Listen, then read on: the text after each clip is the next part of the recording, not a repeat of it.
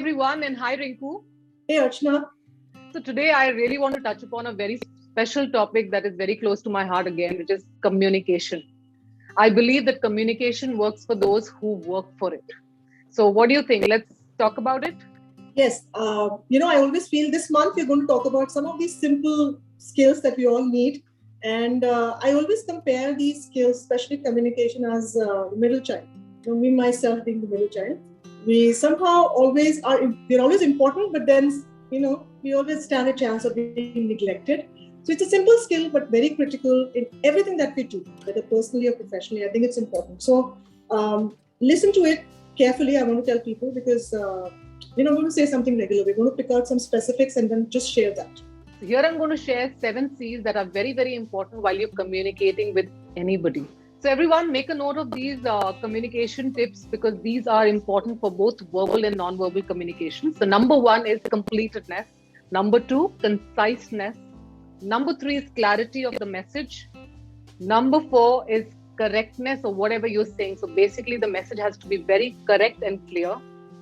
5th is be considerate towards the other person. So be empathetic. 6th is have that courtesy so that you can understand the other person's point of view. And number 7 is correctness of the entire message that you are delivering. So the base structure is that your intention and your message has to be absolutely clear. So it is not having any sort of a different dimension for the other person to understand. So what do you have to say about this, Rinku? Sure. So I think the bottom line for communication skills, Archana, is that it's a two-way process. So whenever we see ourselves in a communication situation, even if you're writing an email, it's reaching out to another person, right? So I think we have to understand and we have to always ensure that the communication is a two-way process. So it's not just about what I want to send across. It's also about what the other person is going to inform. So I'm very happy with these 7 C's that you have shared. They're very simple C's, but then a good tip to just get an overall picture of how you can write or you can speak when you're in a communication situation. Where I want to emphasize, Archana, is on the listening part of communication. I think that's very important. All I'm going to request everyone is try to be, when I'm explaining this, try to be on the receiver side, not on the speaker side. Okay? So imagine a situation where you are in a meeting or an interview and you have somebody sitting in front of you. Okay? Now that person is speaking. Now you as a listener, what happens is that a couple of interesting facts that we need to know about communication is that your listening is always slower than your thinking. Our brain, it thinks much faster than we listen. So what happens is that when somebody is talking in front of us and when we're listening to the person and trying to make an effort there, you have to be trying to balance it. Otherwise, what is the possibility that you may be lost in your thoughts and brain can play a lot of games with us. It can just take you away from that the entire focus can be in our thoughts. So just be aware of that we cannot be falling trap or carried away in our thoughts. When we listen, that means we are listening to the speaker. And same applies when you're a speaker yourself. The other person is listening to you. And if you see the person being carried away, because that can be, you can see the eyes rolling or you can see the blank look. You can get those signals. You can stop the communication right there and make that person listen to you. So this is very important. I think that's something that we don't talk about.